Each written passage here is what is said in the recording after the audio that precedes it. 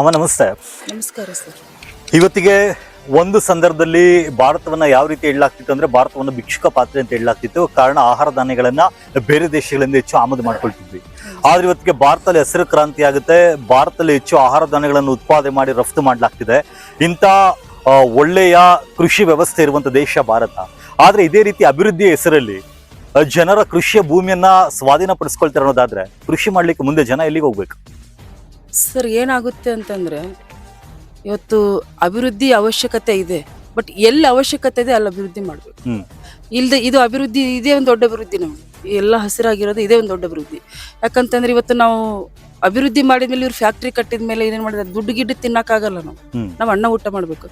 ಇವರೆಲ್ಲ ಕಡೆ ಅಭಿವೃದ್ಧಿ ಅಭಿವೃದ್ಧಿ ಅಂತ ಇಂಥವೆಲ್ಲ ಟೌನ್ಶಿಪ್ ಅದು ಇದು ಅಂತ ಮಾಡ್ಕೊಂತಂದ್ರೆ ನಾಳೆ ದಿನ ನಾವು ರಾಗಿ ಭತ್ತ ಅಂತ ಎಲ್ಲಿ ಬೆಳಿಬೇಕು, ಜೋಳ ಕಾಳು ಎಲ್ಲಿ ಬೆಳಿಬೇಕು? ನಾವು ಬೆಳೆದಾಗ ಮಾತ್ರ ತಿನ್ನಕ್ಕಾಗ್ತದೆ. ಆಮೇಲೆ ಇವ್ರೇನಾದ್ರು ಚಿನ್ನ ಬಣ್ಣ ಏನಾದ್ರು ತಿನ್ನಕ್ಕಾಗತ್ತ? ಇಲ್ವಲ್ಲ. ಇವತ್ತು ಭಾರತ ದೇಶ ಹೆಚ್ಚು ಕೃಷಿಯನ್ನ ಹೊಂದಿರತಕ್ಕಂತ ಪ್ರದೇಶ ಅಂತ ನಮ್ದು ಆಡು ಭಾಷೆಯಲ್ಲಿ ಹೇಳ್ತಾರ ಅಷ್ಟೇ. ಬಟ್ ಅದನ್ನ ಯಾಕೆ ಇವರು ತಾವು ಅದನ್ನ ಜಾರಿಗೆ ತಗೋತಾ ಇಲ್ಲ ಆಗ್ಬೇಕಂತ ಹೇಳಿ. ಇದೇ ಡಿ ಕೆ ಶಿವಕುಮಾರ್ ಅವರ ಆಸ್ತಿ ಬಗ್ಗೆ ಘೋಷಣೆ ಮಾಡ್ಕೊಳ್ಬೇಕಾದ್ರೆ ಹೇಳ್ತಾರೆ 300 ಕೋಟಿ ಇದ್ದಿದ್ದು 1300 ಕೋಟಿ ಆಗುತ್ತೆ. ಎಲ್ಲಿಂದ ಬಂತಪ್ಪ ಅಂದ್ರೆ ಕೃಷಿಯಿಂದ ಬಂತು ಅಂತ.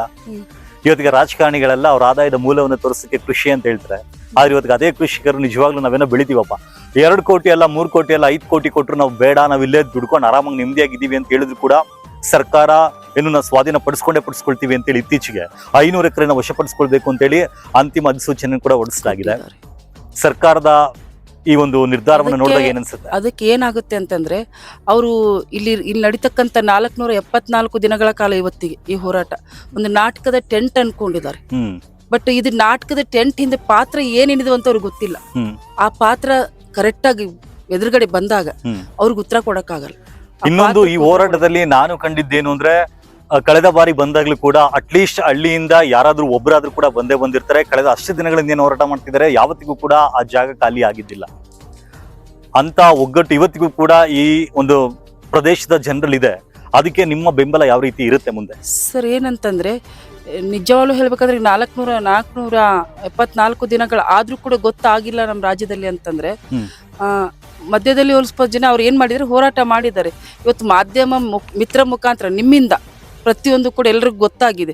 ಇಲ್ಲಿ ನಡೀತಾ ಇದೆ ಅಂತ ಇಷ್ಟು ದಿನ ನಡೆಯಕ್ ಬಿಡ್ತಿರ್ಲಿಲ್ಲ ನಮ್ಮ ರೈತ ಹೋರಾಟಗಾರರು. ಗೊತ್ತಾಗದೇ ಇರೋ ವಿಚಾರಕ್ಕಾಗಿ ಬಿಟ್ಟಿದ್ದಾರೆ. ಇವತ್ತು ಗೊತ್ತಾಗಿದೆ. ಇವತ್ತು ಇಡೀ ರಾಜ್ಯಾದ್ಯಂತ ದೇಶದಾದ್ಯಂತ ಕೂಡ ಗೊತ್ತಾಗ್ತಿದೆ. ಇವತ್ತು ಈ ರಾಜ್ಯವನ್ನು ಹೊರತುಪಡಿಸಿ ಬೇರೆ ಅಂತರ್ ರಾಜ್ಯದವರು ಕೂಡ ಇಲ್ಲಿ ಬರ್ತೇನೆ ಅಂತ ನಮ್ ಸಂಪರ್ಕಕ್ಕೆ ಬಂದಿದ್ದಾರೆ. ಇವತ್ತು ಮಹಾರಾಷ್ಟ್ರ ಆಗಿರ್ಬೋದು, ಅಹಮದಾಬಾದ್ ಆಗಿರ್ಬೋದು, ಇವತ್ತು ತಮಿಳುನಾಡಿಂದ ಇವತ್ತು ಕೆಲವೊಂದು ಅಂತರ್ ರಾಜ್ಯದ ಹೋರಾಟಗಾರರು ಕೂಡ ಇಲ್ಲಿ ಬರ್ತೇವೆ ಅಂತ ಹೇಳಿದ್ದಾರೆ. ಯಾಕಂತಂದ್ರೆ ನಮ್ಗೆ ಕೃಷಿ ಬೇಕಾಗಿದೆ. ಇದನ್ನ ಉಳಿಸೋದಕ್ಕೋಸ್ಕರ ಎಲ್ಲರೂ ಕೈ ಜೋಡಿಸ್ತೀವಿ. ನಾವ್ ಯಾವತ್ತೂ ಕೂಡ ಅನ್ಯಾಯದ ಪರ ನಿಲ್ಲುವಂತ ರೈತ ಹೋರಾಟಗಾರ ಅಂತೂ ಅಲ್ಲ. ಯಾವುದೇ ರೈತರ ಇರ್ಬೋದು. ಇವತ್ತು ಹೇಳ್ತಾರೆ ರೈತರಲ್ಲಿ ಬೆಂಬ ಇದು ಇಲ್ಲ, ಒಗ್ಗಟ್ಟಿಲ್ಲ ಅಂತ. ಯಾರಂದ್ರು? ಇವತ್ತು ರೈತರಲ್ಲಿ ಒಗ್ಗಟ್ಟಿಲ್ಲ ಅಂದ್ರೆ ಇವತ್ತು ಗುರುಲಾಪುರ ವೇದಿಕೆ ಸೃಷ್ಟಿ ಆಗ್ತಿರ್ಲಿಲ್ಲ. ಇಷ್ಟೊಂದು ರೈತ ಸಂಘಟನೆಗಳ ಅವಶ್ಯಕತೆ ಇತ್ತಾ? ಪ್ರತಿಯೊಬ್ಬರು ಒಂದೊಂದು ಸಂಘಟನೆಗಳನ್ನ ರಿಜಿಸ್ಟರ್ ಮಾಡ್ಕೊಂಡು ಓಡ್ತಿದ್ದಾರೆ ಅಂತ. ಅದು ಏನು ಅಂತಂದ್ರೆ ಅದನ್ನ ಮಾಡ್ತಿರ್ತಕ್ಕಂಥವ್ರು ಪ್ರಾಮಾಣಿಕ ಹೋರಾಟಗಾರರು ಒಬ್ಬೊಬ್ರು ಇದ್ದಾರೆ. ಒಬ್ಬೊಬ್ರು ಅಂದ್ರೆ ಒಂದೇ ಇದೆ ಸಂಘಟನೆ. ಬೇರೆ ರಿಜಿಸ್ಟ್ರೇಷನ್ ಆಗಿದ್ದು ಒಬ್ಬ ಪ್ರಭಾವಿ ವ್ಯಕ್ತಿ ಮಾಡಿಸಿಟ್ಟಿರೋದು. ಯಾಕಂದ್ರೆ ಅವ್ರ ಪರವಾಗಿ ಧ್ವನಿ ಎತ್ತದಕ್ಕೋಸ್ಕರ. ಯಾಕಂದ್ರೆ ರೈತ ಹೋರಾಟಗಾರರು ಒಗ್ಗಟ್ಟಿಲ್ಲ ಅಂತ ಬಿಂಬಿಸೋದಕ್ಕೋಸ್ಕರ ಸುಮ್ನೆ 4 ಜನ ತಮ್ಮ ಚೀಲಗಳನ್ನ ರಿಜಿಸ್ಟ್ರೇಷನ್ ಮಾಡಿಸಿಟ್ಟಿದ್ದಾರೆ. ಇನ್ನುಳಿದ ಪ್ರಾಮಾಣಿಕ ಹೋರಾಟಗಾರರು ಯಾರು ಕೂಡ ಬೇರೆಯಾಗಿ ಎಲ್ಲರೂ ಕೂಡ ಒಂದಾಗಿದ್ದೀವಿ, ಮುಂದೆ ಕೂಡ ಒಂದಾಗಿರ್ತೀವಿ. ಈ ಹೋರಾಟದಲ್ಲೂ ಕೂಡ ಇಡೀ ರಾಜ್ಯ ಅಂತ ಒಂದಾಗಿ ಹೋರಾಟ ಮಾಡಿ ಕೃಷಿಯಲ್ಲಿ ಖುಷಿಯನ್ನ ಕಾಣ್ತಿರುವಂತಹ ಬಿಡದಿ ರೈತರ ಪರವಾಗಿ ನಿಲ್ಲಿಕ್ಕೆ ಕರ್ನಾಟಕ ಅಥವಾ ಭಾರತಾದ್ಯಂತ ಎಲ್ಲ ರೈತ ಸಂಘಟನೆಗಳಿಗೆ ಏನ್ ಕರೆ ಕೊಡ್ತೀರಾ? ಒಂದು ಅಣ್ಣ ಅನ್ನುವಂಥದ್ದು ಪ್ರತಿಯೊಬ್ಬ ಮನುಷ್ಯನಿಗೂ ಗೊತ್ತಿದೆ. ಅದ್ರ ಬೆಲೆ ಗೊತ್ತಿದ್ದವನು ಬಂದೇ ಬರ್ತಾನೆ. ಇವತ್ತು ಮುಖ್ಯಮಂತ್ರಿಗಳದ್ದು ಗೊತ್ತಿಲ್ಲ ಅನಿಸ್ತೈತಿ. ಯಾಕಂದ್ರೆ ಅನ್ನದ ಬೆಲೆ ಅಂತ ಗೊತ್ತಿದ್ರೆ ಇವತ್ತು ಎಷ್ಟೇ ಇವ್ರು ಪೃಷ್ಠಾನ್ನ ಕೊಟ್ಟರು ಕೂಡ ಆ ಹೊಟ್ಟೆ ಎಷ್ಟು ಹುಡಿತೆ ಅಷ್ಟು ಮಾತ್ರ ಊಟ ಮಾಡ್ತಾರೆ. ಇಷ್ಟೆಲ್ಲ ಗಳಿಸಿದಾರಲ್ಲ, ನೀವು ಹೇಳಿದ್ರಿ 1000 ಇದಕ್ಕೆ ಜಾಸ್ತಿ ಆಗ್ಬಿಡುತ್ತಂತ. ಅದು ಸತ್ತ ದಿನ ಅವ್ರ ಕಡೆ ಇರೋದಿಲ್ಲ. ಅವರಲ್ಲಿರೋ ಉಡುದಾರನು ಕೂಡ ಬಿಡೋದಿಲ್ಲ. ಅದನ್ನ ತಕ್ಕೊಂಡೇ ಅವ್ರನ್ನ ಹೋಳ್ತಾರೆ. ಅದು ಅವ್ರಿಗೆ ಗೊತ್ತಿಲ್ಲ ಅನ್ಸ್ತದೆ. ನಾನು ಹೀಗೇ ಇಡ್ತೇನೆ ಅನ್ಕೊಂಡಿದ್ದಾರೆ. ಬಟ್ ಅದನ್ನ ಅರ್ಥ ಮಾಡ್ಕೊಂಡ್ರೆ ಇವತ್ತು ಒಬ್ಬ ಒಳ್ಳೆ ಪ್ರಜಾ ನಮ್ಗೆ ನಾಯಕ ಆಗ್ತಾರ. ಅದನ್ನ ಅರ್ಥ ಮಾಡ್ಕೊಂಡು ಅವ್ರು ಮುಂದುವರಿಸ್ಲಿ. ಅವ್ರು ನಿಜವಾಗ್ಲೂ ಅವ್ರಿಗೆ ಅಭಿಮಾನ ಪ್ರೀತಿ ಅನ್ನುವಂಥದ್ದು ನಾನು ಒಬ್ಬ ಜನಪರ ನಾಯಕ ಅನ್ನುವಂಥದ್ದು ಅವ್ರಿಗೆ ಗೊತ್ತಿದ್ರೆ ಇದನ್ನ ಉಳಿಸ್ಲಿ. ಗೊತ್ತಿಲ್ಲ ಅಂದ್ರೆ ಮಣ್ಣು ತಿನ್ನೋ ಕೆಲಸ ಆಗ್ತದೆ. ಇವತ್ತು ಇವರು ಅಭಿವೃದ್ಧಿ ಮಾಡ್ಬೇಕಾಗಿದ್ದು ನಮ್ಮ ಉತ್ತರ ಕರ್ನಾಟಕದಲ್ಲಿ. ಇವತ್ತು ಇವ್ರಿಗೆ ಏನಾಗಿದೆ ಅಂದ್ರೆ 2ನೇ ಬೆಂಗಳೂರು ಮಾಡ್ಬೇಕಂತ ಹೇಳ್ತಾರೆ. ಇವತ್ತು 2ನೇ ಬೆಂಗಳೂರು ಪಕ್ಕ ಬೆಂಗಳೂರು ಮಾಡೋದ್ರಾಗ ಏನ್ ಅರ್ಥ ಇದೆ ಅಂದ್ರೆ ಅಷ್ಟು ದೂರದಿಂದ 400 ಕಿಲೋಮೀಟರ್ ಇಂದ ನಮ್ ಜನಗಳು ಇಲ್ಲಿ ಬಂದು ದುಡಿಬೇಕಾ? ಕಷ್ಟ ಆಗಲ್ವಾ? ಇವತ್ತಲ್ಲಿ ವಯಸ್ಸಾದ ತಂದೆ ತಾಯಿಗಳು ಇರ್ತಾರೆ, ಅವ್ರು ನೋಡ್ಕೊಳ್ಳೋರು ಇರೋದಿಲ್ಲ. ಇವತ್ತು ತಾಯಿ ಸತ್ತಾಗ ಮಗ ಮಣ್ಣು ಹಾಕಕ್ ಬರಕ್ ಆಗೋದಿಲ್ಲ, 400 ಕಿಲೋಮೀಟರ್ ಬರಕ್ ಆಗದೇನೆ ಮಣ್ಣು ಮಾಡ್ಬಿಡ್ತಾರೆ. ಈ ವ್ಯವಸ್ಥೆಯನ್ನು ತಂದಿಟ್ಟಿರ್ತಕ್ಕಂಥ ಈ ಸರ್ಕಾರಕ್ಕೆ ಇವತ್ತು ಅಭಿವೃದ್ಧಿ ಅಲ್ಲಿ ಮಾಡ್ಲಿ. ಇವತ್ತೊಂದು ಸುವರ್ಣಸೌಧ ಮಾಡಿ ಎಷ್ಟೋ ವರ್ಷಗಳ ಕಳೆದ್ರು ಕೂಡ ಇವತ್ತು ಒಂದು ಫ್ಲಾಗ್ ಹಾರಿಸೋ ಯೋಗ್ಯತೆ ಇಲ್ಲ ಈ ಸರ್ಕಾರ. ಹೆಸರಿಗೆ ಮಾತ್ರ ಅದನ್ನ ಮಾಡಿದ್ರು ಅಂತ ಅನ್ಸಲ್ಲ. ಹೌದು, ಅವ್ರು ಏನಂತಂದ್ರೆ ಒಂದು ತಿಂಗಳು ಚಳಿಗಾಲಕ್ಕೆ ಯಾಕೆ ಬರ್ತಾರೆ? ನಮ್ದು ನವಲ್ಗುಂದ್ ಸರ್ ಹೇಳಿದ್ರು ಗೋವಾಕ್ ಹೋಗ್ತಾರೆ ಅಂತ. ಚಳಿಗಾಲ ಇದ್ದಾಗ ಹೀಟ್ ಬೇಕು ಇವ್ರಿಗೆ, ಅಲ್ಲಿ ಬಿಸಿ ಆಗಿರ್ತಕ್ಕಂಥ ವಾತಾವರಣ ಇರ್ತೈತೆ, ಅಲ್ಲಿ ಹೋಗೋದಕ್ಕೋಸ್ಕರ ಅಧಿವೇಶನ ಮಾಡಕ್ ಬರ್ತಾರೆ ವಿನಃ ಅಲ್ಲಿ ಅಭಿವೃದ್ಧಿ ಮಾಡಕ್ಕಂತೂ ಬರೋದಿಲ್ಲ. ಅಭಿವೃದ್ಧಿ ಆಗೋದಿಲ್ಲ, ಇವ್ರು ಮಾಡೋದು ಇಲ್ಲ. ಎಷ್ಟೋ ದುಡ್ಡು ಖರ್ಚು ಮಾಡ್ತಾರ ಅವ್ರು. ಅವತ್ತೊಂದಿನ ಕ್ಲೀನಿಂಗು ಅದು ಇದು ಅಂತ ಸುಮಾರು ಕೋಟ್ಯಾಂತರ ರೂಪಾಯಿ ದುಡ್ಡು ಖರ್ಚು ಮಾಡ್ಬಿಟ್ಟು ಅಧಿವೇಶನ ಮಾಡ್ತಾರೆ. ಅದನ್ನ ಹಂಗ್ ಮಾಡೋ ಬದ್ಲಿ ಜನರಿಗೆ ಅಭಿವೃದ್ಧಿ ಮಾಡ್ಬೇಕಲ್ವಾ? ಅದನ್ನ ಮಾಡಿದ್ರೆ ಇವ್ರು ಮಾಡಿದಕ್ಕೂ ಸ್ವಾರ್ಥಕ ಆಗುತ್ತೆ. ಅವ್ರು ಮಜಾ ಮಾಡಕ್ಕೋಸ್ಕರ ಮಾಡ್ಕೊಂಡಿದ್ರಂತ ನಮ್ಗೆ ಅನಿಸ್ತದೆ. ಕೊನೆಯದಾಗಿ ಬಿಡದಿ ಹೋರಾಟಗಾರರಿಗೆ ಏನ್ ಕಿವಿ ಮಾತು ಹೇಳಲಿಕ್ಕೆ ಬಯಸ್ತೀರಾ? ಇವತ್ತು ಮುಂದೆ ಇನ್ಯಾವತ್ತೂ ಕೂಡ ಸೋಲ್ ಅನ್ನೋದು ಯಾವ ರೈತರಲ್ಲೂ ಕೂಡ ಇಲ್ಲ. ಇವತ್ತೆಲ್ಲ ರೈತರು ಒಗ್ಗಟ್ಟಾಗಿ ನಿಂತ್ರೆ ಇವತ್ತು ವಿಧಾನಸೌಧದಲ್ಲಿ ಕಟ್ಟಿನಿ ಹೊಡಿಬೋದು ನಾವು ಹೋಗಿ. ಅವ್ರ ಅಂಗಿ ಹರ್ಕೊಂಡ್ರು, ನೀವು ಅಂಗಿ ಹರಿದ್ರು ಕೂಡ ನಾವ್ ಬಿಡೋದಿಲ್ಲ. ಟೊಮೊಟೊ ಹೊಡೆದ್ರು, ಮನಸ್ಸು ಮಾಡಿದ್ರೆ ನಾವೆಲ್ಲ ಬರೀ ಮಹಿಳೆಯರ ಕತ್ತಿ ತಗೊಂಡು ಅವ್ರ ಲುಂಗಿ ಹರಿಯೋ ಕೆಲಸ ನಾವ್ ಮಾಡ್ತೀವಿ. ಅವಾಗ ಅವ್ರು ತಾಮಾಗಿ ಬಿಡ್ಬೇಕು. ಈ ಬಿಡದಿ ಹೋರಾಟಗಾರ ರೈತರಿಗೆ ನಾ ಹೇಳಕ್ ಇಷ್ಟ, ಯಾರು ಕೂಡ ನೀವು ಕುಗ್ಗಕ್ ಹೋಗ್ಬೇಡ್ರಿ. ಇವತ್ತು ಹೇಳ್ತಾರೆ 80% ಕೊಡ್ತಾ ಇದ್ದೀರಿ ಅಂತ. ಅವಾಗ್ಲೇ ಹೇಳ್ದೆ ನಾನು, ಬಹಳಷ್ಟು ರೈತ ಸಂಘಟನೆಗಳು ರಿಜಿಸ್ಟ್ರೇಷನ್ ಆಗಿದೆ ಅಂತ.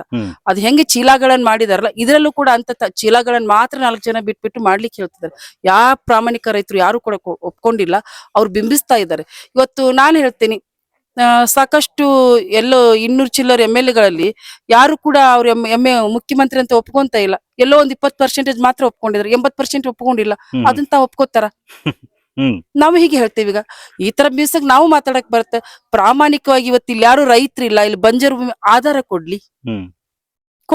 ಇವತ್ತು ಹೆಂಗೆ ಇವರು ಸುಮ್ನೆ ಅಲ್ಲಿ ಕುಂತು 144 ಕೋಟಿ ಜನ ಇದಾರೆ ಅಂತೇಳಿ ಜನಸಂಖ್ಯೆನ ಅಂದಾಜ್ ಮಾಡ್ಲಿಕ್ಕೆ ಅವರೆಲ್ಲಾ ಕಡೆ ಸೆನ್ಸಸ್ ಮಾಡ್ಲಿಕ್ಕೆ ಹೋಗ್ತಾರೆ. ಇಲ್ಲಿ 6,500 ಜನ ರೈತರು ಇದಾರಲ್ಲ, 6,500 ರೈತರು ಮನೆ ಬಾಗ್ಲಿಗೆ ಬಂದು ಇನ್ನೊಂದ್ ಏನ್ ಮಾಡ್ತಿದ್ದಾರೆ, ನಿನ್ನೆ ದಿನ ರೈತರ ಹತ್ರ ಮಾತಾಡ್ತೀನಿ ಅಂತ ಒಂದು ವರದಿ ಬಂತು ನ್ಯೂಸ್ ಅಲ್ಲಿ.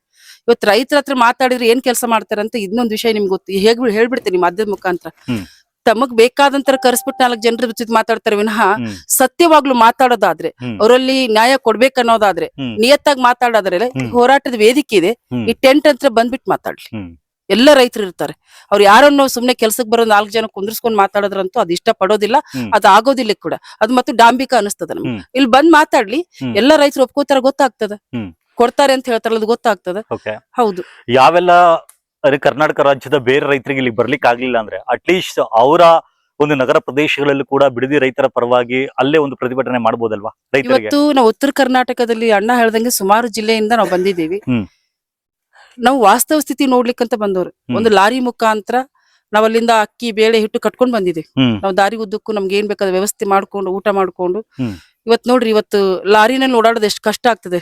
ಅಲ್ಲಿಂದ ನಾವೆಲ್ಲಾ ಹೆಣ್ಮಕ್ಳು ಮಕ್ಳು ಮರಿ ಕಟ್ಕೊಂಡು ಸೊಂಟ ನೋವು ಮಾಡ್ಕೊಂಡು ದಕ್ ಅಂತ ದಡ್ಕಿಲಿ ಉದಾಡ್ಕೊಂಡ್ ಬಂದಿದ್ದೇವೆ ಇಲ್ಲಿವರೆಗೂ. ಇವತ್ತಿದ್ನೆಲ್ಲಾ ನೋಡ್ಕೊಂಡು ಹೋಗ್ತಾ ಇದೀವಿ. ಇವ್ರು ಏನಾದ್ರೂ ಇದನ್ನ ಸರಿ ಬಿಟ್ಟು ನಮ್ ಕಡೆ ಅಭಿವೃದ್ಧಿ ಮಾಡಿದ್ರೆ ಇವ್ರು ನೆಕ್ಸ್ಟ್ ಈ ರಾಜಧಾನಿ ಇರ್ತದ. ಇಲ್ಲ ಅಂತಂದ್ರೆ ಸೀಮಿತ ಆಗ್ತಾರೆ ಇವ್ರ ಈ ಕಡೆಗೆ. ನಮ್ಮ ಉತ್ತರ ಕರ್ನಾಟಕಕ್ಕೂ ಸಂಬಂಧ ಇಲ್ಲ ಅಂದ್ರೆ ಮಲ್ತಾಯಿ ಧೋರಣೆ ಮಾಡ್ತಾ ಇದಾರೆ. ಅಲ್ಲಿ ಅಭಿವೃದ್ಧಿ ಮಾಡ್ಲಿ, ಇಲ್ಲಿ ಇದನ್ನ ಬಿಡ್ಲಿ ಬದುಕೋಕೆ. ಇಲ್ಲಿ ಮಾಡ್ತಕ್ಕಂತ ಇನ್ವೆಸ್ಟ್ಮೆಂಟ್ ಅಲ್ಲಿ ಮಾಡ್ಲಿ. ಅಲ್ಲಿ ಬರ್ತಕ್ಕಂತ ಏನು ಯುವಕರು ಏನ್ ಬರ್ತಾರಲ್ಲ, ನಿರುದ್ಯೋಗಿ ಯುವಕರು 10-15 ಸಾವಿರಕ್ಕೆಲ್ಲ ಬರ್ತಾರ ಅಂತ ಹೇಳಿದ್ರಿ. ಆ 10-15 ಸಾವಿರಕ್ಕೆ ಬಂದ್ಬಿಟ್ಟು ಜೀವ ಕಳ್ಕೊಂಡು ಹೋಗೋ ವ್ಯವಸ್ಥೆ ಎಷ್ಟೋ ಆಗಿದೆ. ಎಷ್ಟೋ ಮಕ್ಕಳು ಬಹಳಷ್ಟು ಅಡ್ಡದಾರಿಗಳನ್ನು ಹಿಡಿದಿದ್ದಾರೆ. ಯಾಕಂದ್ರೆ ಊಟ ಒಂದೊಂದ್ ಟೈಮಲ್ಲಿ ಸಿಗೋದಿಲ್ಲ, ಅವ್ರ ಆರೋಗ್ಯವನ್ನು ಹಾಳು ಮಾಡ್ಕೊಂಡಿದ್ದಾರೆ. ಅಲ್ಲೇ ಹತ್ರ ಇದ್ದಾಗ ಅವ್ರ ಫ್ಯಾಮಿಲಿ ಕೂಡ ಆಗ್ತದೆ, ಮೇಂಟೈನ್ ಮಾಡ್ಕೋತಾರ, ಅವ್ರ ದುಡಿಮೆ ಕೂಡ ಆಗ್ತದೆ. ಅವಾಗ ಇವ್ರು ಬೆಂಗಳೂರು ಆಟೋಮೆಟಿಕ್ಲಿ ಕಂಟ್ರೋಲ್ ಆಗ್ತದೆ. ಇವ್ರಿಗೇನ್ ಮತ್ತೆ ಒತ್ತಿ ಅಲ್ಲಿಗೆ ಬಂತಂದ್ 2ನೇ ಬೆಂಗಳೂರು ಮಾಡಿ ಅವಶ್ಯಕತೆ ಇರೋದಿಲ್ಲ. ಅದನ್ನ ಬಂದ್ ಅಲ್ಲಿ ಮಾಡ್ಲಿ. ಅಲ್ಲಿ ಮಾಡಿಲ್ಲ ಅಂದ್ರೆ ಉತ್ತರ ಕರ್ನಾಟಕದಾದ್ಯಂತ ಪ್ರತ್ಯೇಕ ರಾಜ್ಯ ಹೋರಾಟವನ್ನು ನಾವು ಮಾಡ್ತೀವಿ. ಸರಿ ಅಮ್ಮ, ನಿಮ್ಮ ಹೆಸರು? ಮಹಾದೇವಿ ಹುಯಿಲ್ಗೋಳಂತೆ, ರೂಢಿ ಕಮ್ಯುನಿಸ್ಟ್ ಸಮಿತಿಯ ಎಲ್ಲ ಮುಖಂಡರುಗಳು. ಧನ್ಯವಾದ.